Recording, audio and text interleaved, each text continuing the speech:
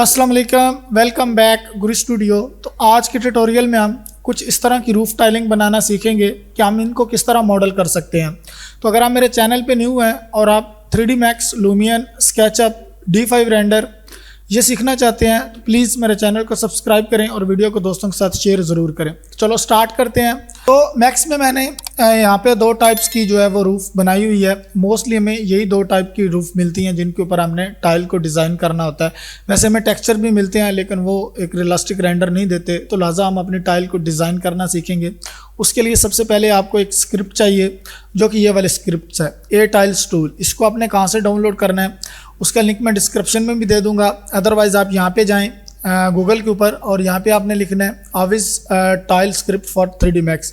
तो आपको ये वाली वेबसाइट मिलेगी आविस स्टूडियो, इसके ऊपर आपने क्लिक करना है। जैसे ही आप क्लिक करेंगे तो यहाँ पे अगर आप डाउन आएंगे तो आपका जो भी वर्जन है उस वर्जन के लिहाज से आपने डाउनलोड कर लेनी है। तो मैंने पहले ही डाउनलोड की हुई है, तो यहाँ पे मैं जाता हूँ तो ये मेरे पास जो टाइल है वो मैंने डाउनलोड की हुई है। मे भी आपके पास जिप फोल्डर आए या रेयर फोल्डर आए, उसको आपने एक्सट्रैक्ट कर लेना है। तो कुछ इस तरह का जो है वो आपके पास लोगो आएगा, कुछ इस तरह का आइकन आएगा। तो अब इसको हमने इंस्टॉल कैसे करना है, सिंपली आपने इसके ऊपर क्लिक करना है और यहाँ पे रन एज एडमिनिस्ट्रेटर कर देना है। जैसे आप इसको करेंगे यस, देन आपने नेक्स्ट कर देना है और आपने आई एक्सेप्ट कर देना है। देन आपने नेक्स्ट करना है, नेक्स्ट करने के बाद देन आपने अगेन नेक्स्ट करना है और यहाँ पे अब आपने डेस्टिनेशन फोल्डर देना है। फोल्डर आपने कौन सा देना है, आपने ब्राउज में जाना है और देन दिस पीसी के बाद आपने लोकल डिस्क सी में जाना है और देन आपने प्रोग्राम फाइल्स में जाना है।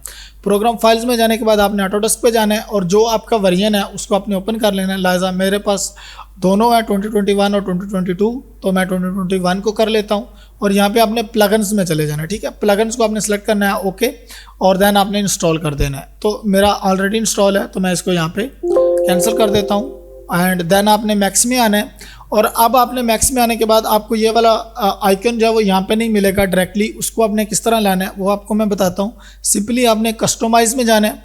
कस्टमाइज में जाने के बाद आपने यहाँ पे जाना है कस्टमाइज यूज़र इंटरफेस। ठीक है, इसके ऊपर जाने के बाद आपने टूल बार्स में जाना है और टूल बार्स में जाने के बाद आपको कैटेगरी मिलेगी। यहाँ पे कैटेगरी में आपने जाना है तो ये वाला कुछ इस तरह का ऑप्शन आपके पास आएगा, आविस स्टूडियो टूल्स। इसके ऊपर जाने के बाद आपने सिंपली इसको क्लिक करना है तो ये आपके पास ए टाइल्स टूल बॉक्स आ गया है। ठीक है, इसके बाद आप इसको यहाँ पे ड्रैग एंड ड्रॉप करना है तो आपने सिंपली न्यू पे करना है और न्यू पे करने के बाद आपने यहाँ पे कोई भी नेम कर लेना। लाजम मैं टाइल्स कर लेता हूँ और यहाँ पे ओके कर देना। ये आपके पास एक बार बन के आ चुकी है, आइकन बार, और सिंपली आपने इसके ऊपर ड्रैग एंड ड्रॉप करना है और यहाँ पे इसको आपने ड्रॉप कर देना। तो मेरे पास ऑलरेडी है, मैं इसको यहाँ से डिलीट कर देता हूँ। ठीक है, यस एंड देन रीसेट, आपने कुछ भी नहीं करना। ठीक है, अब ये मेरे पास बन के आ चुका है, इसको मैं यहाँ पे सिंपली ड्रैग कर लेता हूँ। तो ये आने के बाद अब आपके पास टूल आ चुका है। अब आपने सिंपली इसको ओपन करना है। ओपन आप करेंगे तो ए टाइल्स आपको ओपन कर लेनी है। ठीक है, यहाँ से भी आपको मिल जाएगा, अदरवाइज आप यहाँ पे आए स्टैंडर्ड में और नीचे आप आएंगे तो आपको यहाँ पे मिलेगा ये आविस स्टूडियो टूल्स। इसके ऊपर आप क्लिक करेंगे तो ए टाइल्स आपको यहाँ से भी मिल जाएगा, अदरवाइज आपको यहाँ से भी मिल जाएगा। दोनों में सेम ऑप्शंस है। तो आपने ए टाइल्स को ओपन करना है। सिंपली जैसे ही आप ओपन करेंगे तो ये आपके पास सारे अनचेक मिलेंगे। ठीक है, अनचेक मिलने के बाद यहाँ पे आप आएंगे तो यहाँ पे आपको सिंपली कुछ भी नहीं मिलेगा, मेन सेलेक्ट मिलेगा आपको और मैं इसको फ़िलहाल बाय डिफ़ॉल्ट कर लेता हूँ ताकि आपको कोई टेंशन ना रहे। ठीक है, और इसको भी मैं यहाँ पे फ़िलहाल कुछ इस तरह कर लेता हूँ ओके।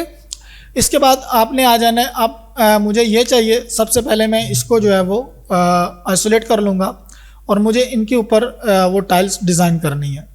तो सबसे पहले आपने अपने स्नैप में आ जाना है। स्नैप में आने के बाद आपने यहाँ पे एंड पॉइंट को सिलेक्ट कर लेना है और यहाँ पे इसको जो है वो क्लोज कर देना है। क्लोज करने के बाद आपने सिंपली ए टाइल्स को क्लिक करना है। जैसे ही आप क्लिक करेंगे तो आपके पास क्रिएट ऑप्शन होगा। इसमें यहाँ पे अगर आप देखें तो हमारे पास 3 पॉइंट्स हैं। एक हमारे पास ये एंड पॉइंट है, एक ये एंड पॉइंट है और ये एक एंड पॉइंट है। ये हमारे पास एक फेस है, इसके हमारे पास 3 पॉइंट्स हैं। तो इसके लिए आपने सिंपली ये फर्स्ट वाले 3 पॉइंट को सिलेक्ट कर लेना है।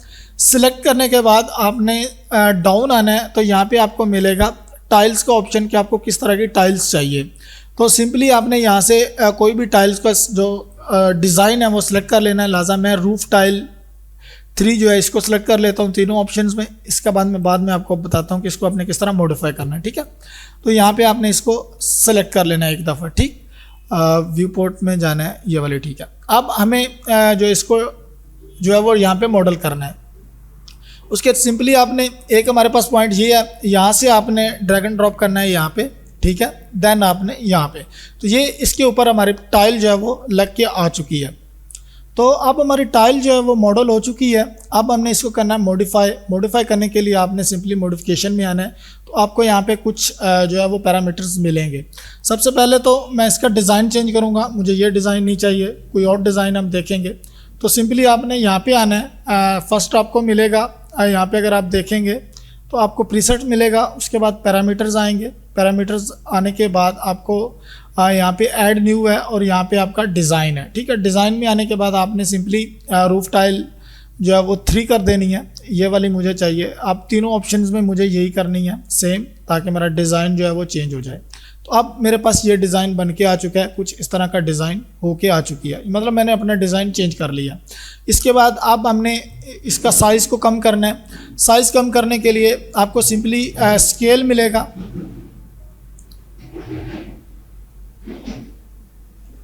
तो साइज़ कम करने के लिए आपको सिंपली स्केल मिलेगा। स्केल में आप एलिमेंट में जाएंगे और इसका स्केल 1 कर देंगे। जैसे ही आप 1 करेंगे तो आप देखें इसका स्केल कम हो चुका है।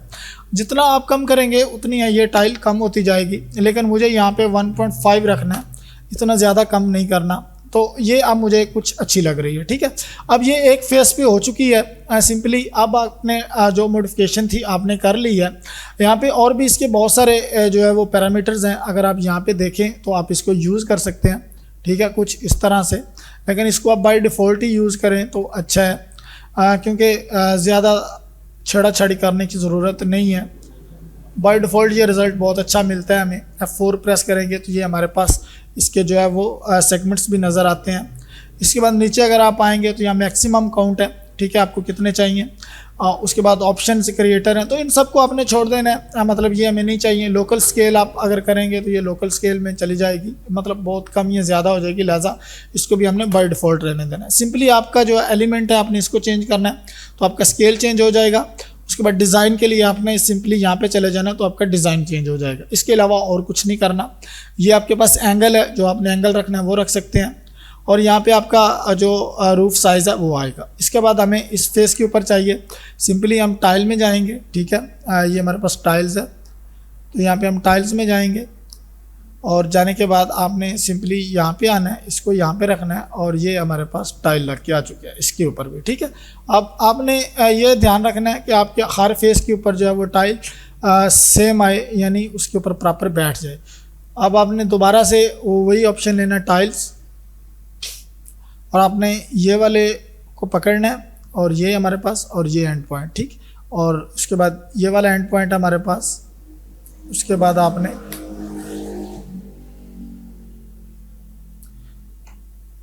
दोबारा आपने टाइल्स को लेना है, ठीक है। टाइल्स को लेने के बाद आपने ये वाले ऑप्शन को सिलेक्ट करना है, एक फेस ये, देन ये एंड देन ये। तो अब ये हमारे चारों फेस के ऊपर जो है वो हमारी टाइल लग के आ चुकी है।